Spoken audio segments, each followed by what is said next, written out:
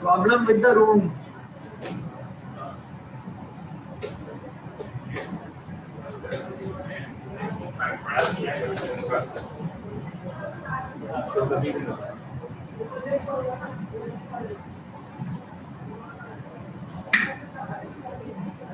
Hello भाई कर लिया भाई मुझे I check one. Yeah. यार अभी भी नहीं जा रही भाई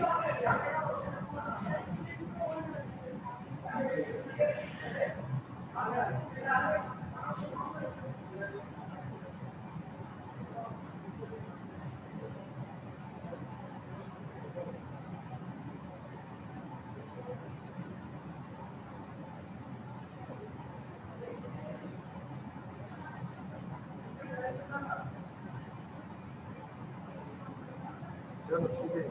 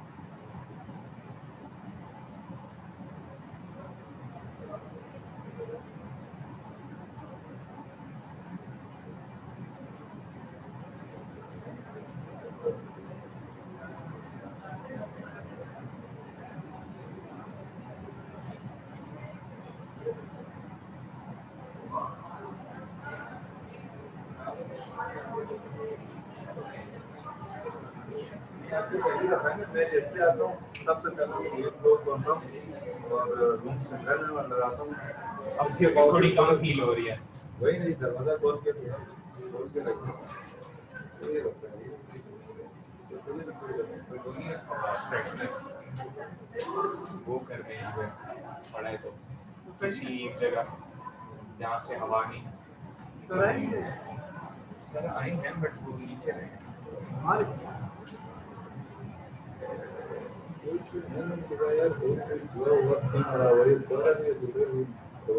नहीं एक की इतनी स्मेल तो नहीं तो ये हो रही हाँ यहाँ तो अंदर काफी सारे हैं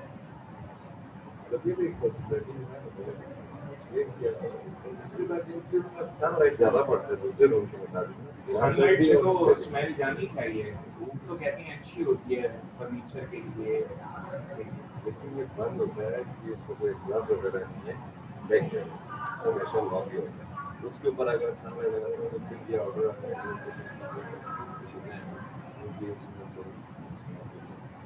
इसी रूम में करते हैं हालांकि तो सी में भी यही सिचुएशन है क्योंकि उसमें भी सनलाइट है उसमें कोई कंप्लेन नहीं है कुछ समझ में नहीं आ रहा स्मेल तो है तो इसका वो कहें ना कोई हल चेक करें दो चार ब्लॉक उतार के देखें लाइट मार के अंदर वैज्ञानिक पूरा उतरा है एक हफ्ता पहले अच्छा चिल्लर निजाम के दौरान ये सारा रूम निकाल के ये जो फिल्टर वगैरह थे उनको भी मैंने चेंज करवाया था वैसे हो सकता है इसके अंदर कोई चीज़ हो ये ज़्यादा नहीं हल्की हल्की वो होता है कोई वो पॉइंट नहीं पता चल रहा है जहाँ से मेन स्मेल आ रही है जी ये नहीं पता लग रहा ये नहीं पता मेन चीज़ तो वही है ना प्रॉपर डायग्नोस हो कि इस वजह से ये चीज़ हो रहा है फिर हम इसके बारे में सोच सकते हैं सब कुछ हो गया बस बाकी ये बैक साइड का अभी कोई आइडिया नहीं नहीं बैक साइड में मेरा नहीं ख्याल कि ऐसी कोई चीज़ होगी है तो यही वेंट का ही काम है क्योंकि अगर वेंटिलेशन चलाने से स्मेल जा रही है तो इसका मतलब इन्हीं में कोई इशू है अगर इधर उधर होती फिर तो स्मेल ठीक है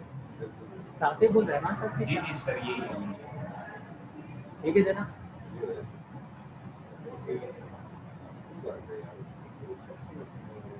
सर बहुत तो आगे छुट्टी नहीं आने से कंफर्म हो गया किसी को यार आज का अपनी गारंटी चलना है कई सर्दी है कल से कोई शुरू हो जाएगा आज आज ईमेल आ गई कुछ दिन के लिए बंद हो वरना तो कह रही है कि जनवरी तक जाएगा वही ना सुनने में आ रहा है वही जो दुनिया में इसी में बारिश करते हैं एक्सटेंड भी हो सकता है अभी तो ये बेसिक नहीं है तो डिपेंड करता है कोरोना की सिचुएशन नहीं आप परसों कोई टीचर को ना मुझे स्टूडेंट्स को लगी है तो बात नहीं पा रहा जहाँ पे बोली की बात कैसे स्टूडेंट्स को क्या कोरोना हो गया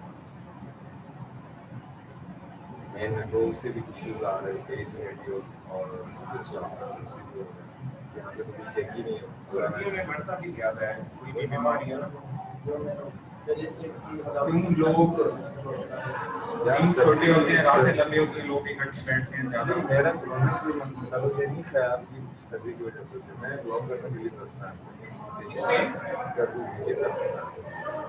तो वहाँ पे जो इस बार तकरीबन -8 से 10 की तरह उनकी टेम्परेचर स्नोफॉल वहाँ पे तो रेशियो कम हो रहा है मैं बताता हूँ सर्दियों का इस कॉन्टेक्स्ट में नहीं कह रहे कि सर्दी बढ़ेगी तो वायरस हवा में है नहीं सर्दियों का इस मुताबिक है कि आप देखो नेचुरली सर्दियों में क्योंकि दिन छोटे होते हैं तो लोग मतलब अक्सर गैदरिंग में बैठते हैं घरों में लोग बैठते हैं गर्मियों में अक्सर लोग इकट्ठे नहीं बैठते सर्दियों में इकट्ठे बैठते हैं वो बैठ खटिया गई या किचन में सारे बैठ गए इस तरह गैदरिंग में सर्दी में ज़्यादा बढ़ते हैं और अक्सर होते हैं आपको कोरोना होते हैं ना तो आप कुछ सिम्टम्स होते हैं जो विटामिन डी धूप में बैठने से बेहतर होते हैं जिस तरह अक्सर थोड़ा सा इंसान सर्दियों में बीमार होता है तो ज़्यादा धूप में बैठे तो नहीं होता तो जो वो ज़्यादा सर्दी पड़ती है वो जो थोड़ा बहुत असर होता है वो भी नहीं हो जाता इसलिए सर्दियों का कहते हैं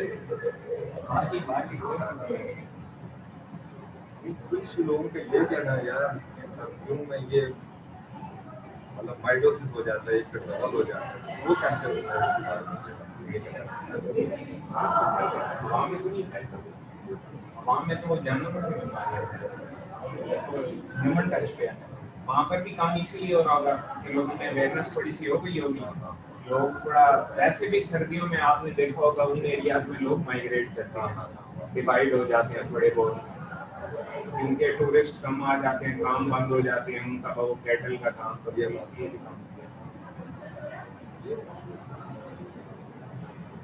बस बेहतर है ना बाहर जाएंगे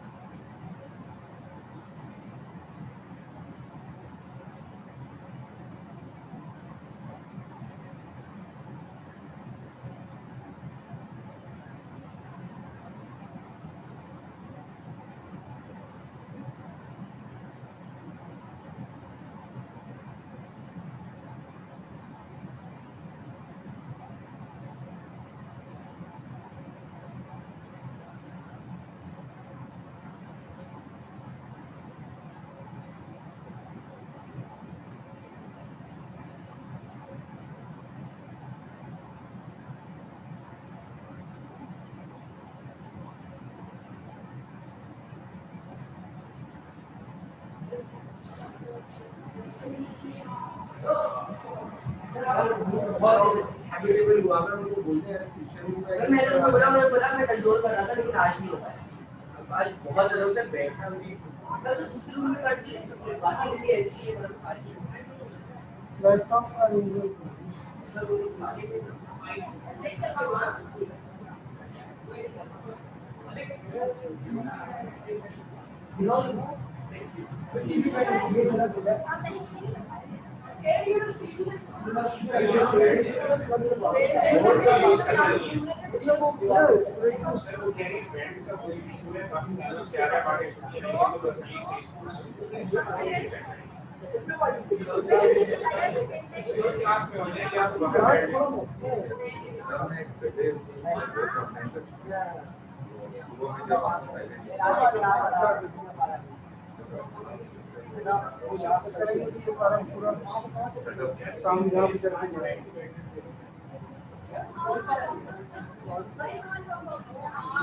समझ नहीं आ रहा सर ये फिल्टर मैंने चेक करवाया ये सर हार्ड करने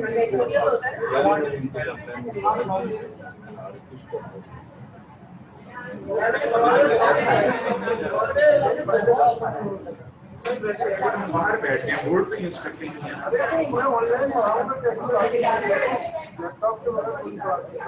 लैपटॉप की चार्जिंग है तो आप टेबल पर बैठ जाएं हम तो यूं बैठ जाएंगे इधर उधर बाकी मैंने गूगल कर दिया आपने लिखना क्या है सर अच्छा तो हम किसी और क्लास में अगर शिफ्ट कर लें यहाँ पे 11:30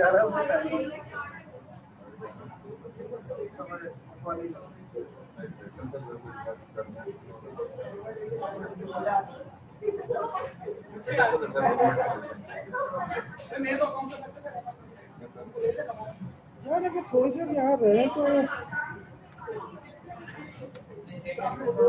मेरा अंदर आओ 5 मिनट 2 मिनट अगर यहाँ स्टे करोगे ना तो यूज टू हो जाओगे। सर छोड़ेंगे चलते हैं आप बाहर चलते हैं क्या पढ़ाएंगे सर आपके लिए असल बात है है ना सर नहीं मैं तो राजी हूँ कहीं भी बैठ जाए मेरा मसला नहीं है बाकी बच्चे हैं थोड़े बुलाओ उन लोगों को भी बुलाओ।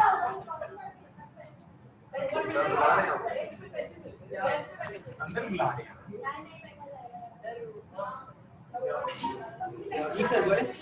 आ जाओ 5 मिनट बैठोगे यूज टू हो जाओगे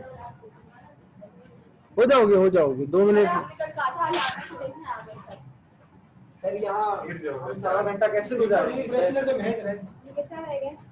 2 मिनट बैठोगे यूज टू हो जाओगे। भले इंग्लिश हो जाओगे मैंने तो वही इसमें थोड़ा सा पढ़ाया आप ही दे रहे हैं कुछ चीजें डिस्कस करनी है। सर वैसे बाकी आईपी में थोड़ा आईपी की तो कोई पॉलिसी नहीं है हाँ ये हाँ सर पॉलिसी आई पॉलिसी नहीं है ये और अभी सर तक। वो ना शफकत महमूद फेडरल गवर्नमेंट का वो है हाँ फाइनल होंगे 23 स्टूडेंट्स हैं फाइनल होंगे इसका सवाल देखो क्या सर फिजिकल थोड़ी होंगे सर सर शफकत महमूद ने नहीं असेसमेंट ये कह रही है कि ऑनलाइन हो। नहीं है ऑनलाइन कैसे पास फेल हो गए सर मेरी ख्याल से तो पास फेल होगा क्योंकि हमने लेटर ग्रेड होगा ना सर लेटर ग्रेड हो ये सर समर में भी लेटर ग्रेड ही हुआ था ना समर में लेटर ग्रेड। समर में अगर लेटर ग्रेड कुछ अच्छा ये हमारे ग्रेड हो गया सर 23 बच्चे हैं क्या पढ़ेंगे तो हमारी क्लास में ज्यादा बच्चे नहीं है। सर आज घुमाने लेते हैं हमें ये सर आपने दे रहे हैं हम लेके चल रहे हैं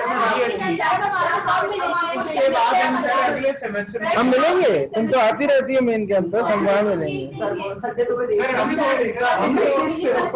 सर हम तो आउट ऑफ स्टेशन वाले हैं हम तो चले जाएंगे बैठो तो अच्छा जॉगिंग में इंटरफेयर किया तुम तो इधर किया था सर ने मुझे खुद को जाना था हाँ लेकिन संडे बोला बस अब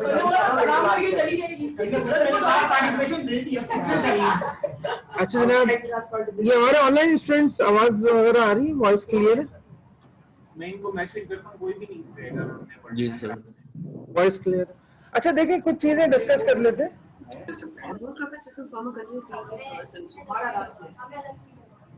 कहने को ये कह रहे हैं कि I think today is the last day of hybrid class, लेकिन अभी तक कोई नोटिफिकेशन नहीं आया है इस हवाले से ना। बीबीए का नहीं आया ना। लेकिन सर मोस्ट प्रॉब्लम हो जाएगा कि उसका रेस्पॉन्स वगैरह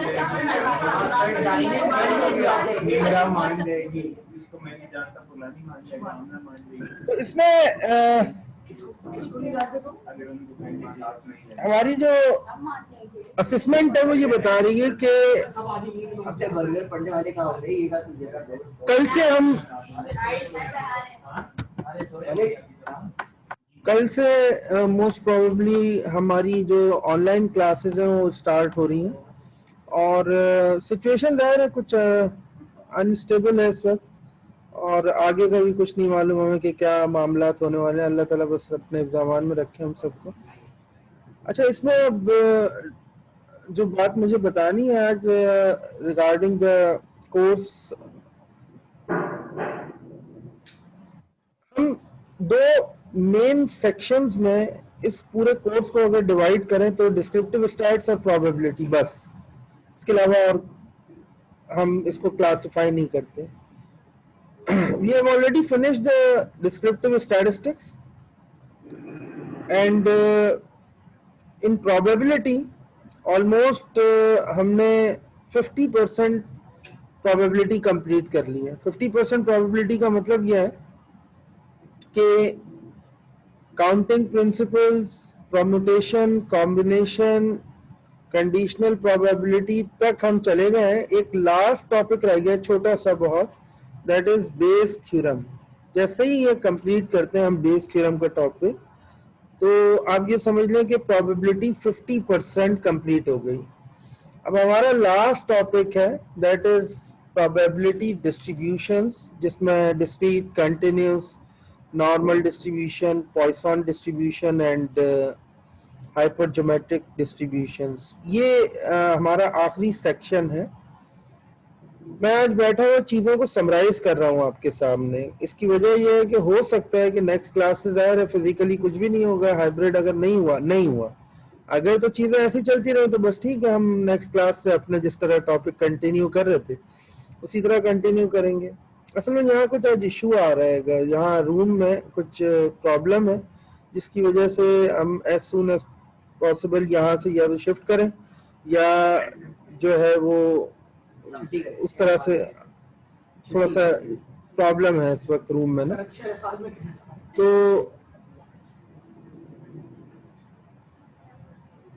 फाइनल असेसमेंट का बार बार मुझसे पूछा जा रहा है कि फाइनल असेसमेंट कैसे होगी। देखिए, कोई ऑफिशियल वर्डिक्ट नहीं है ये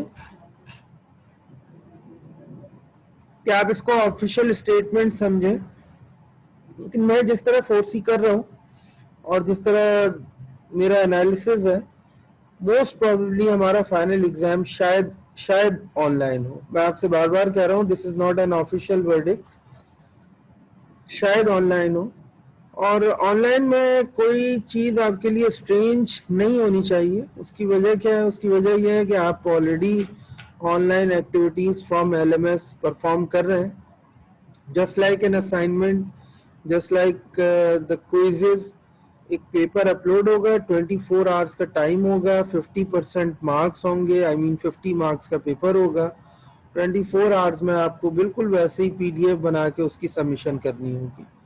लेटर ग्रेड होगा, इसमें कोई दो राय नहीं है, ये ऑफिशियल है कि ग्रेड आपका पास या फेल नहीं होगा, लेटर ग्रेड होगा। लेटर ग्रेड का मतलब जो भी आपकी CGPA बनेगी 100 में से, तो वो उसी तरह से स्कोर होगा, उसमें कोई चेंज नहीं आएगा। अब इस हवाले से हमने जो चीज़ें डिस्कस करनी होंगी वो कोई क्वेश्चन है तो पूछ लें इससे रिलेटेड।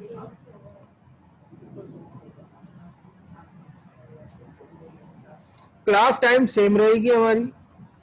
देखिए, ये सारा जो अजम्पशन है, ये जो मैं डिस्कशन कर रहा हूँ, ये सारा इस अजम्पशन की बेस पर है कि कल से क्लासेस ऑनलाइन हो जाएंगी। और कल से क्लासेस ऑनलाइन होने का मतलब है कि फिनिशिंग सेमेस्टर के एंड तक हम ज़ाहिर ऑनलाइन ही डिस्कस करेंगे सारी चीज़ें। लेकिन अगर फर्ज करें ऐसा नहीं होता तो फिर ज़ाहिर है हमें ऑनलाइन के बजाय जिस तरह हाइब्रिड मॉडल हमारा चल रहा था उसी तरह से हाइब्रिड मॉडल चलेगा। अगर ऑनलाइन क्लासेस होती हैं तो क्लास टाइमिंग बिल्कुल सेम रहेगी। सर इसकी तो सही है, घबराना कुछ कंट्रोल में है। अगर हम कहीं बाहर अरेंज कर लें, बाहर अरेंज नहीं, सिर्फ सर के घर के बाहर कोई हाँ सर, सर लॉन द्वार पे जरा सर बैठे लगा। लॉन तो है घर के बाहर। प्रॉब्लम सारा ये है कि बैचेस तो हो रहे, आउटडोर तो सब अलाउड है सर, मेन कैंपस के काम। हाँ सर, हम टेंट लगा देंगे। जी सर। 2 बजे हम- बोर्ड पकड़ के खड़े हो जाएंगे जो कहेंगे लिखते रहेंगे। एक वाला बोर्ड आता है और सर एक कैमरा का मैंने खड़ा हो जाएगा। हाँ सर। कॉलेज अलजेब्रा की टाइमिंग का ये है कि वो आधे बच्चा यार वैसे भी पास कर लूं। आपको घंटे पास के आगे अगला कैलकुलेट लेना, उसमें कुछ समझ आना। वो बात है, ये तो बात है। अगर- सिर्फ पास ही करना हम समझते हैं, हम पढ़ने के लिए पढ़ते हैं। Oh my God. पास ही सीखने के पीछे भागो, ग्रेड जस्ट मार के पीछे। सीखने में तुम्हें कॉलेज अलजेब्रा काम आएगा। सर एग्री है। ओके क्लास, एक छोटा सा टॉपिक है, चलें वो देख लेते हैं, फिर उसके बाद आज काफी डिफिकल्ट हो रहा है बैठना।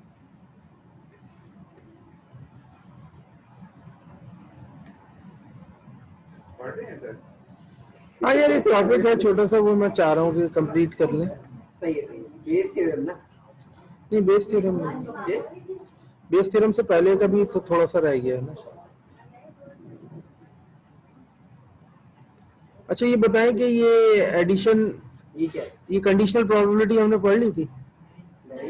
कंडीशन प्रोबेबिलिटी का ही। अच्छा इस प्रॉब्लम पे आगे हमने रोक दिया था शायद। 3 horses A, B and C are in a race। ये हाँ कर रहा हूँ। माइक खुलाना यही बोलेगा।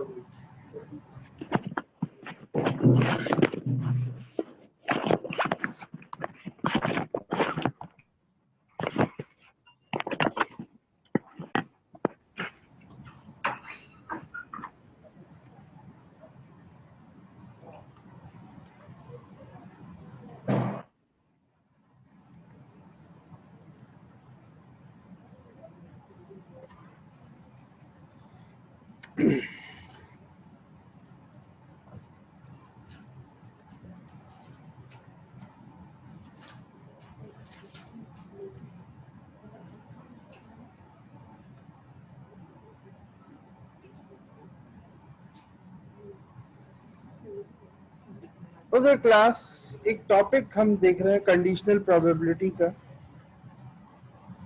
So what is the conditional probability? मैं इसका डिस्क्रिप्शन देने से पहले आपको वैसे एक्सप्लेन कर देता हूँ। एक इवेंट ए है, एक इवेंट बी है। अगर इस ए इवेंट की वजह से बी इवेंट की प्रोबेबिलिटी इन्फ्लुएंस हो, या इस बी इवेंट के अकर होने की वजह से ए इवेंट की प्रोबेबिलिटी इन्फ्लुएंस हो, तो फिर हम ये कहते हैं that is a conditional probability. Conditioned है ये, एक इवेंट की वजह से दूसरे इवेंट की प्रोबेबिलिटी कंडीशनड। यानी एक कॉज है, एक इफेक्ट है। नहीं, कॉज और इफेक्ट का प्रोसेस नहीं है यहाँ पे। वो ये कहते हैं कि इन्फ्लुएंस का मतलब, फर्ज करो अगर ए इवेंट हो गया तो उसकी वजह से अब बी की प्रोबेबिलिटी या तो बढ़ जाएगी या कम हो जाएगी। अच्छा इफेक्ट प्रोबेबिलिटी कंडीशन, फॉर नहीं, एग्जांपल हमने अगर कोई डिसजॉइंट इवेंट है तो फिर तो कंडीशनल नहीं होगी ना। सारी तरह पे हेड आएगा या टेल आएगा। हेड अफेक्ट तो नहीं करेगा टेल के आने पर। फर्स्ट टाइम तुमने कॉइन टॉस किया, हेड आ गया, क्या ये इस बात की वो कंडीशन होगी कि नेक्स्ट टाइम अब लाजमी टेल आएगा, नेक्स्ट टाइम दोबारा हेड रिपीट हो सकता है? तो वो कंडीशनल प्रोबेबिलिटी नहीं है। लेकिन बता रहा हूँ आगे आ रही है, ठीक है। तो ये बात जो मैंने एक्सप्लेन की है, अब इसी को हम यहाँ से डिस्क्रिप्टिव उसका एनालिसिस देखते हैं। The sample space for an experiment must often be changed when some additional information, जब कुछ additional information pertaining to the outcome of the experiment is received. The effect of such information, वो information क्या करेंगी, is to reduce the sample space, sample space को reduce कर देंगे, by excluding some outcomes as being impossible, जो कि पहले impossible थे, which before receiving the information were believed possible. The probabilities associated with such a reduced sample space are called conditional probabilities. आगे देखते हैं. The following example illustrates the concept of conditional probability. देखिए एक example से मैं आपको explain करता हूँ. ये कहते हैं कि एक सैंपल स्पेस है, आप डाई थ्रो कर रहे हैं और जैसी डाई रोल की तो उसमें आपके पास सैंपल स्पेस 1 2 3 4 5 6 ये बन गया. इस सैंपल स्पेस में वो ये कहते हैं कि अब आपने एक कंडीशन लगाई. वो ये कहते हैं कि डाई शो करे, जब आप रोल करें उसको तो डाई शो करे या तो 6 शो करे या दोनों का जो सम है ना, sorry, we are told that the die shows an even number of dots, या तो 6 शो करें या even number of dots show करें.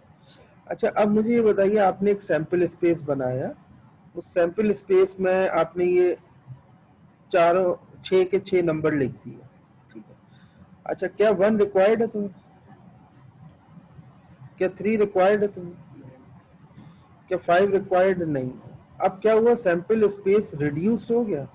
तो according to your wish you want to get 6 और इवन नंबर. तो इवन नंबर तो ज़ाहिर है 4 भी है, इसलिए इसको सैंपल स्पेस में रखना पड़ रहा है, और 2 भी है इसलिए रखना पड़ रहा है. तो अब कुछ एडिशनल इंफॉर्मेशन मिल गई. क्या मिल गई?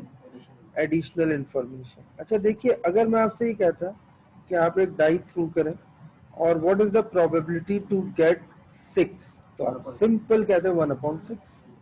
लेकिन अब मैं कहता हूं कि सैंपल स्पेस चूंकि रिड्यूस हो गया, आपके सामने कुछ कंडीशंस आ गई, तो उसके नतीजे में अब आपके पास जो प्रोबेबिलिटी है वो क्या आ जाएगी? 1/3 आ जाएगी. 1/3 आ जाएगी. तो प्रोबेबिलिटी चेंज हो गई इसकी, खत्म कर दिया ना उन्होंने, उसको एक्सेप्ट ही नहीं करेंगे ना कि इवन हो या 6 हो. हाँ, तो फिर 1/3 हो जाएगी, या इवन की प्रोबेबिलिटी तो 1/3 हो जाएगी. सर लिखा हुआ है कि डाई सिर्फ इवन नंबर शो करते हैं. या तो इवन नंबर शो करे या 6 शो करे. अच्छा, 6 is also the even number. 6 is also the even number ना, तो इसलिए वो तो कंडीशन यही बनी कि ठीक है जनाब. अच्छा, अब इस कंडीशनल प्रोबेबिलिटी को ये कहता है the probability 1/3 is called the conditional probability of the event A because it is computed under the condition. क्योंकि ये जो प्रोबेबिलिटी है ये कंप्यूट हो रही है इस कंडीशन पे कि the die has shown an even number of dots. In other word, probability die shows 6, die shows even number that is 1/3. ये मैंने ऑलरेडी कैलकुलेट कर दिया. अब देखिए, ये थ्योरम मैं आपको बता रहा हूँ.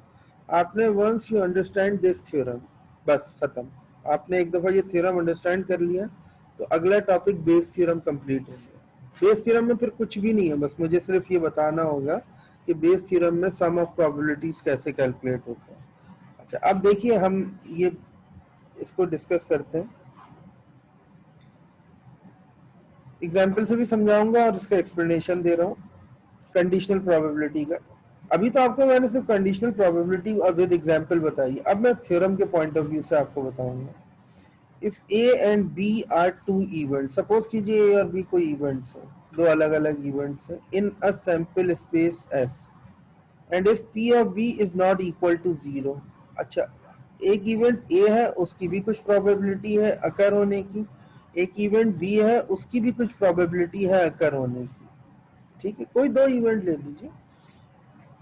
Then the conditional probability of the event A given that event B has occurred. अब गौर से देखिएगा, मैं कहता हूँ P of A/B, इसका मतलब होता है probability of A, event A के अकर होने की probability इस तरह कि इवेंट B अकर्ड हो गया, इवेंट B हो गया. A अपॉन नहीं है, A/B. ठीक है, इसका मतलब है what is the probability of A, or we are going to calculate the probability of event A under the condition that B event is occurred, B हो चुका है। जब ये ऐसे लिखा होगा, जब ये समझ में आएगा। हाँ ठीक है। और अगर इसको रिवर्स कर दूंगा, इस तरह करूंगा P of B upon A या स्लैश A, तो इसको मैं ये कहूंगा what is the probability of event B however A is occurred, A occurred, A हो चुका है जी, given that ना, A given that B, तो A given that B का मतलब मैंने कहा ना A इवेंट की प्रोबेबिलिटी जबकि B हो चुका है, that is equal to probability of A intersection B, ये लिखा है divided by probability of B। इसी को रिवर्स कर दें अगर, तो probability of B slash A equals to P of A intersection B, sorry इसको B इंटरसेक्शन A का है, लेकिन बात एक ही है क्योंकि commutative law with respect to intersection आपके पास होल्ड करता है, तो divided by P of A, ठीक है। यानी पहले इंटरसेक्शन निकालेंगे, उसके बाद प्रोबेबिलिटी ऑफ A, मतलब दोनों की प्रोबेबिलिटी निकालेंगे, ये फॉर्मूला है ऐसे कंडीशनल इवेंट्स, बस कंडीशनल प्रोबेबिलिटी का ये फॉर्मूला, बस खत्म। अच्छा, where P of B must be positive, must be positive का मतलब ये ना हो कि जीरो हो, क्योंकि जीरो हो गया तो इसका मतलब है वो तो हो ही नहीं सकता, फिर डेफिनेटली A ही अकर होगा, ठीक है। If P of B is equal to 0, the conditional probability remains undefined, ये हमेशा undefined होगी अगर probability of B 0 हो गई तो, इसलिए कि यहाँ 0 अगर आ जाता है डिनोमिनेटर में तो वो तो बात खत्म हो गई ना, तो यहाँ ये कह रहे हैं। इसी तरह ये B स्लैश A अगर हम निकालें तो वो इसके बराबर आ जाएगा, ये B के लिए कंडीशन डिफाइन हो गई कि probability of A given that B is always lies between 0 and 1, 0 and 1 के दरमियान होगा, and probability of sample space with respect to B, given that B is equal to 1, ये तो लाजमी होगा ना, सैंपल स्पेस में से कोई ना कोई इवेंट तो आएगा ही आएगा। तो अब ये एग्जाम्पल से समझते हैं, गौर से देखिएगा। देखिए ये कहता है कि probability of A given that B ये निकालना है, ठीक है। फॉर्मूला आपने अप्लाई कर दिया कंडीशनल प्रोबेबिलिटी का। अच्छा, मैंने एक सैंपल स्पेस बनाया, इसको मैंने A का, that is A intersection B and that is B। अच्छा, अब देखिए मैं आपको समझाने के लिए बता रहा हूँ। वो कहता है कि मुझे ये बताओ कि प्रोबेबिलिटी ऑफ A क्या होगी जबकि B हो गया। अब गौर से देखना, B हो गया का मतलब मैं इस पूरे सर्कल को निकाल दूंगा, ये पूरा सर्कल मैंने एक्सट्रैक्ट कर लिया जस्ट लाइक अ स्लाइस बना के, उसके नतीजे में A नहीं निकला, A का कुछ पार्ट निकल गया जो कि A में और B में कॉमन था। अब रिमेनिंग स्पेस जो तुम्हारे पास बचा है ना, वो ये बचा है, ये बचा है, ठीक है। अब अगर तुमने ये कहा कि इसकी प्रोबेबिलिटी 20 थी, आई मीन 0.2 थी, ये तो गिवन की ना आपको। हाँ ये मैंने सपोज की है, सही है, ये 0.4 थी और ये 0.3 थी, तो आप बेसिकली ये निकाल देंगे और ये निकाल देंगे, तो बचेगा क्या, 0.4। अच्छा, अब आपने ये कहा कि A इंटरसेक्शन B की probability that is 0.2, probability of B that is 0.3। तो ये अगर आप कैलकुलेट करते हैं कि probability of A given that B, मैं A की बात नहीं कर रहा, A गिवन दैट B, अगर ये कैलकुलेट करते हैं दैट इज इक्वल टू 0.67, ये प्रोबेबिलिटी कंडीशनल प्रोबेबिलिटी 0.4 तो पूरे A की थी ना, A की भी थी उसमें और A इंटरसेक्शन B की भी थी, जिसमें 0.2 यानी कि कॉमन भी, जॉइंट इवेंट भी इंक्लूड है। तो जैसे ही B निकल गया उसके अंदर से, तो उसने A की पूरी प्रोबेबिलिटी को डिस्टर्ब कर दिया, ठीक है। डिस्टर्ब से मुराद इन्फ्लुएंस किया है ना, कहने का मतलब, ठीक है। अच्छा, अब इसके बाद ये इसका मतलब ये हुआ कि अगर B अगर नहीं होता तो 0.4 थी प्रोबेबिलिटी, फिर तो 0.4, लेकिन B अगर हो गया और उसने इन्फ्लुएंस किया इसको, इससे 0.67 हो गई, यानी बढ़ गई। आगे देखते हैं, ये एक एग्जांपल है, मैं चाहता हूं बस ये एग्जांपल पढ़ लें आप, यार नहीं बैठा जा रहा वहां पे, जल्दी करें, इस एग्जांपल को पढ़ लें। मैं समझ रहा था यूज टू हो गया, असल में मैंने मार्क्स सर जी बेटा। सर लेकिन सैंपल स्पेस का टोटल तो हमेशा 1 होता है। अगर ए पूरा खाली 0.4 होगा इंक्लूडिंग द इंटरसेक्शन तो नहीं बनेगा 1। अगर खाली ए अलग होगा 0.4, इंटरसेक्शन 0.2 अलग होगा और 0.3 भी अलग होगा नहीं, तो हम इस बनेगा तरह नहीं 1 करते सैंपल हैं, हम इस स्पेस। तरह नहीं कर रहे हैं। हम ये कह रहे हैं पूरे सैंपल स्पेस की जो प्रोबेबिलिटी है ना, आपको याद होगा प्रोबेबिलिटी ऑफ ए यूनियन जी B is equal to P of A plus P of B minus जी of P of A intersection B करके कैलकुलेट होती है। अगर जी तो जॉइंट इवेंट है तो P of A plus P of B minus P of A intersection B करेंगे तो ये 0.5 के इक्वल आएगी या नहीं आएगी? जी आएगी। नहीं, 1 तो आनी चाहिए। लेकिन ये 0.5 आएगी।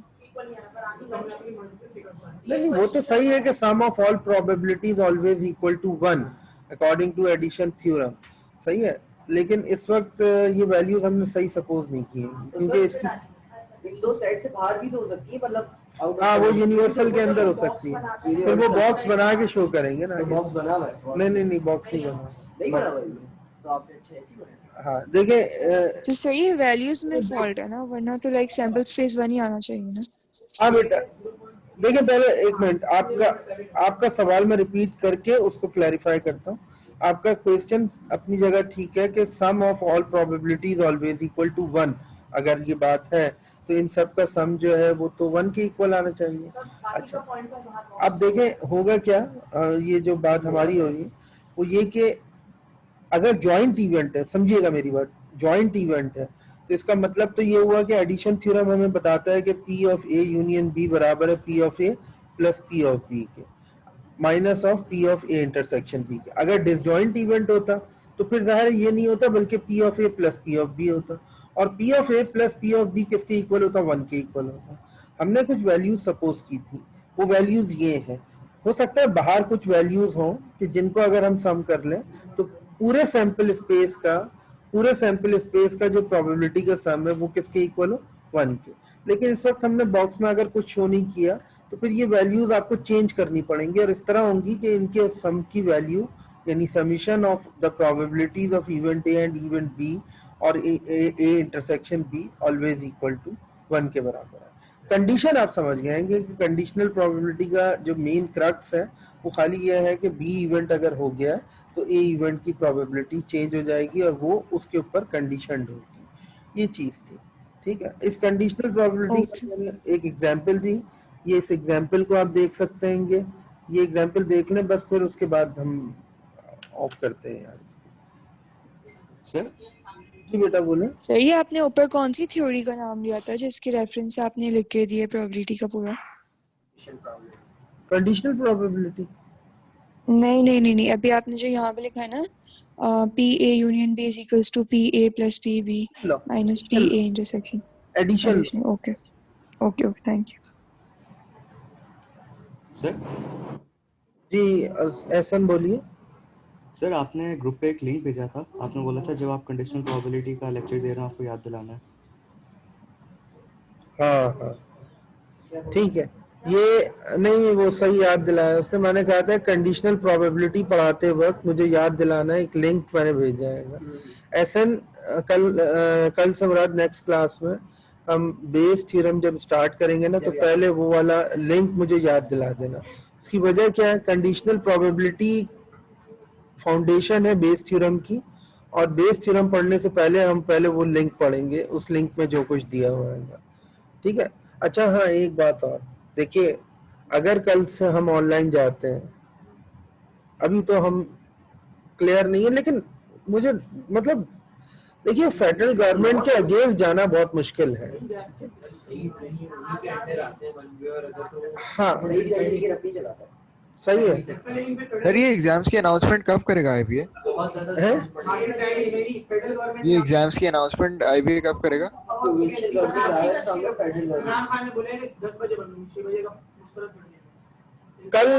कल मैंने देखा है, कल 8 बजे दुकानें बंद हो गई। 6 बजे हो गई थी सर। हाँ 6 बजे। मोबाइल वाले ने वहां से साइलेंस दिया पूरी दुकान पर। तो 6 बजे से होने लगी है अरे मोबाइल की दुकान की बात करना। अच्छा पुलिस मोबाइल की। सर। हाँ देखिए सर ये एग्जाम्स की अनाउंसमेंट कब करेगा ये भी वैसे कोई आइडिया है आपको? अनाउंसमेंट तो हो चुकी है ऑलरेडी। ईआरपी पे देखो 28 तारीख से एग्जाम स्टार्ट हो रहे हैं। मतलब सर चेंज नहीं होगा मतलब? नहीं हायर एजुकेशन यार असल में मसला ये इनकी पॉलिसीज जो है ना वो नहीं इनकी पॉलिसी कैंसिल कर दें एग्जाम्स। इनकी पॉलिसीज का मसला ये है कि किसी एक पेज पर होते ही नहीं है। कभी फेडरल गवर्नमेंट कुछ कह रही है, प्रोविंशियल कुछ कह रही है और आईबीए कुछ कह रहा है। एक और भी मसला है, तीन मसले हैं ना।